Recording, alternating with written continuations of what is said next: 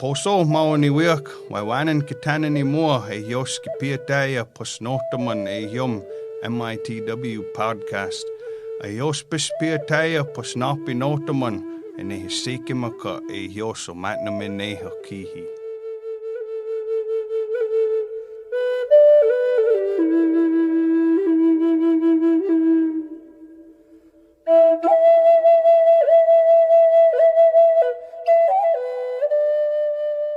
Welcome to the Menominee Indian Tribe of Wisconsin podcast. I'm your host, Sheena Wapus. On this episode, we are joined by Vaughn Bowles, Public Information Officer for the Menominee Indian Tribe of Wisconsin. Welcome, Vaughn. Hi, Sheena. So, Vaughn, how concerning is it that the Delta strain is now the dominant variant in the U.S.? So let's back this up just as a point of order really quick. So I saw the question about the Delta strain being the most dominant. I was like, oh my gosh, is that true? Because I hadn't checked the numbers in a day or two.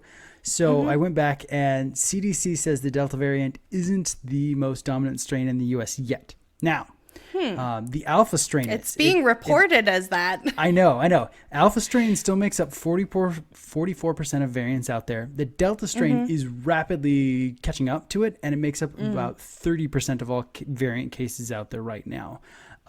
They do project that it probably will become the dominant strain because, it's between 30 and, 85% more, not viable, easy to catch. We'll just say easy to contract. Than some of the other variants out there. So it probably will become the dominant strain within the next few weeks, maybe 2 to 4.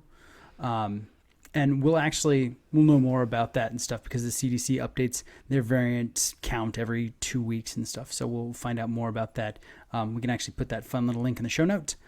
Locally, though, Delta hasn't been a big thing yet. The Wisconsin DHS says that the variants have been in descending order. The Alpha strain, which has caused 3,565 cases.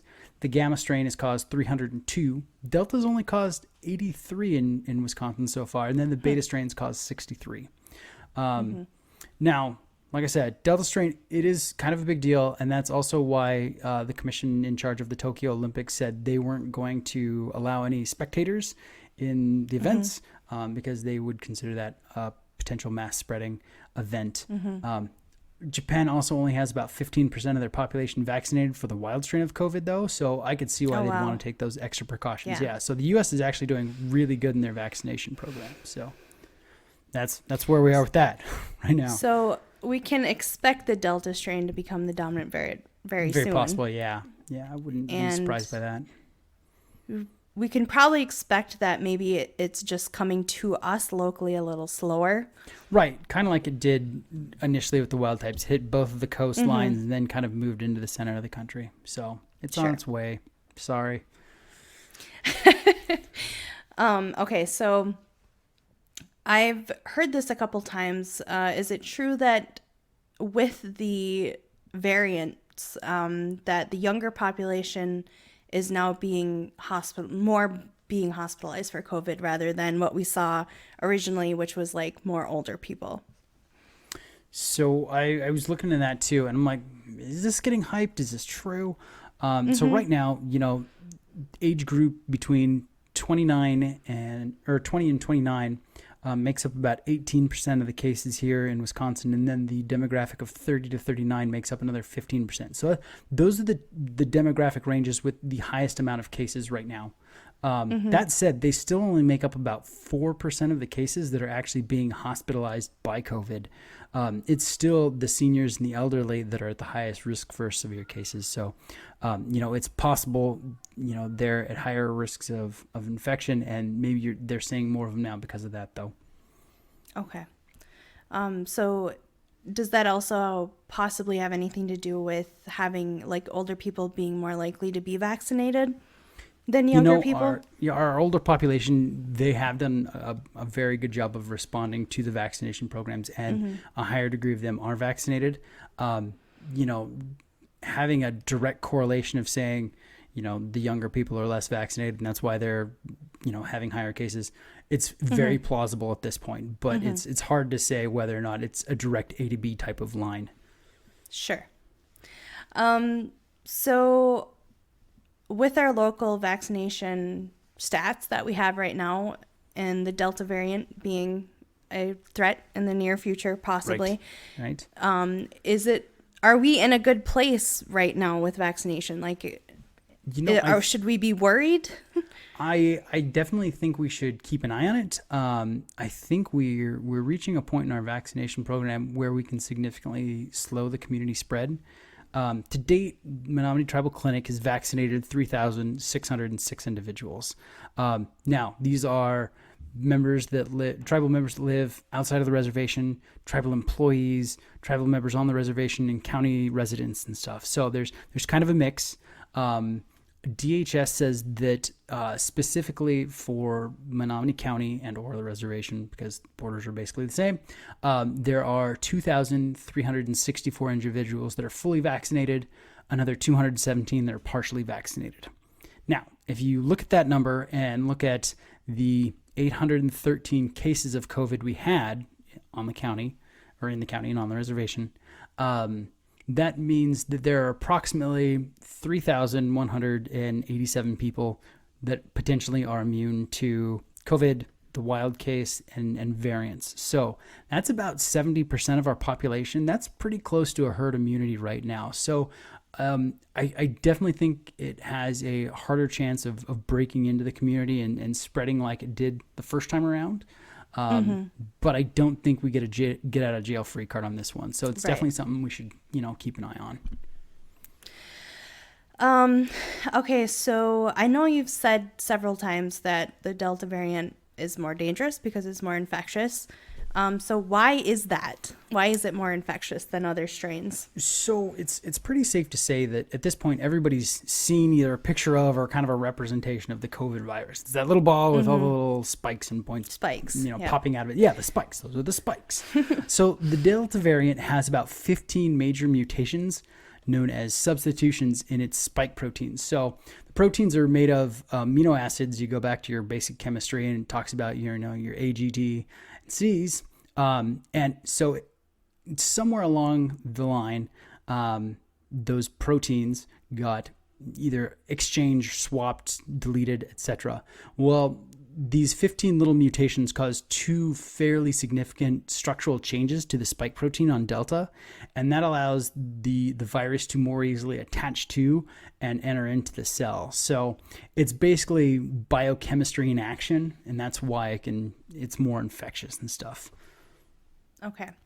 I did see something about like having a lot more of the virus when you're infected. Than when the other strains. When it enters into the system and stuff, it actually kind of ramps through the cellular machinery a little faster than say the alpha or the gamma variants. And so it does produce more virus intercellularly too. So it attaches easier, it spreads more because eventually the cell bursts and releases all the viral particles and, yeah.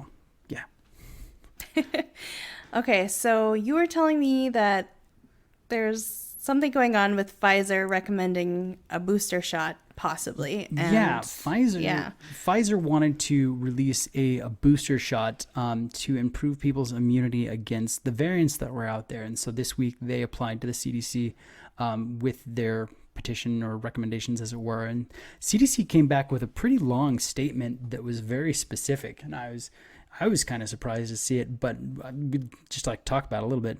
They said Americans who are fully vaccinated don't need a booster shot at this time. I was like, oh, that's pretty specific. And they said the FDA, CDC, and NIH are engaged in science-based, rigorous process to consider whether or when a booster might be necessary. And this process takes into account laboratory data, clinical trial data, and cohort data, which can include data ROMs, specific pharmaceutical companies, and it does not rely on those data exclusively. So they're saying, we're not just going to take Pfizer's word for it. We're going to look into it.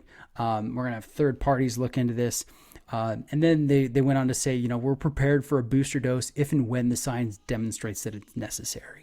And so right now, if you've been vaccinated, they say you're in pretty good shape and you shouldn't have to worry too much about the variants. So that's where we are with that. I was fairly encouraged and thought that was great news.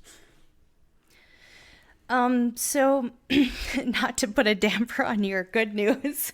No, go ahead and rain on that parade. Okay. So I did see an article that talked about a recent study that came out that showed that 75% of COVID patients still had symptoms a year later. So can you just talk about what some of those long-term symptoms are kind of showing up as? Yeah, so let's take a step back from that claim as well too, because okay. sometimes things get a little conflated. So Sure. I've been looking. I looked at a bunch of different news articles, and then I went to like medical incredible sources and stuff like that. And so some of the news articles claim anywhere from between 23% to 75% have long-term complications and stuff after COVID. And I was like, wow, that's a pretty wide margin for error right there. Sure.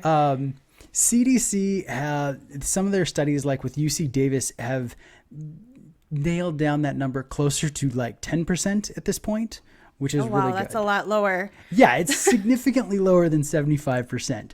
And you know, they're still running a lot of those tests right now. A lot of the major long-term studies concluded in April, so that's when we got a lot of information around it, and we haven't heard too much more about it since then. But they are doing more of the long-term studies. But they are thinking it's closer to 10% for adults. For young children, they have kind of pinned that number right around 13 to 15%, depending on whether they're, you know, over the age of 13 or under the age of 13. And so between right around, you know, teens seems to be the most prevalent and stuff. And it makes sense. Teenagers have all kinds of crazy biological changes going on. Their immune system's going crazy all the time, just like every other system in their body. And so about 15% of them seem to have these long-term complications.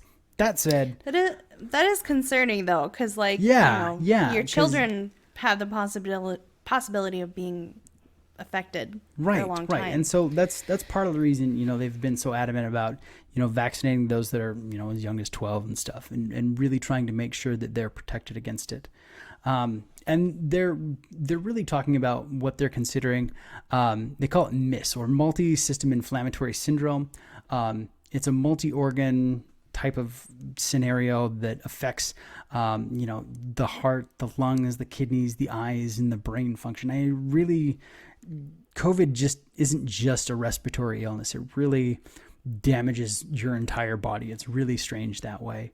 And because it damages so much of your body, you know, long-term effects can be things like tiredness or fatigue, difficulty concentrating, which they're calling brain fog. That's one I definitely don't need to pick up, so I'm going to try to avoid that.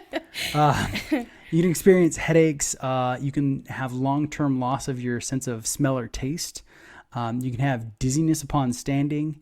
You can have what are known as heart palpitations, or your heart beating really fast for unexplained reasons. It can cause chest pains, difficulty breathing, a long-term cough, joint and muscle pains. You can have depression from it and anxiety, or long-term fevers that come in waves.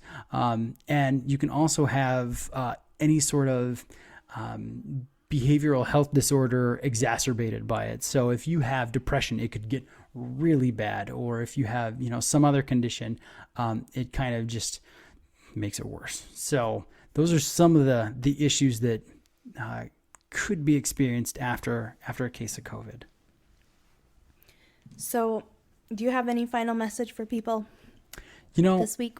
I would really strongly encourage people to get vaccinated. Getting vaccinated is a lot safer than going the risk of getting infected. And so, you know what, we want people to live as long and healthy and happy lives as possible. And so we just encourage that and hope you and your family stay safe out there. Thank you, Vaughn. You bet. Waiwanan for listening to the Menominee Indian Tribe of Wisconsin podcast. You can find us on Apple Podcasts, Spotify, and Stitcher. You can also listen to the podcast on menominee-nsn.gov under the Community tab. Keep up to date by following us on Facebook at MITW Podcast. I do weekly updates with Vaughn. I welcome any community questions you have regarding COVID-19, so please send those to us via email at podcast@mitw.org.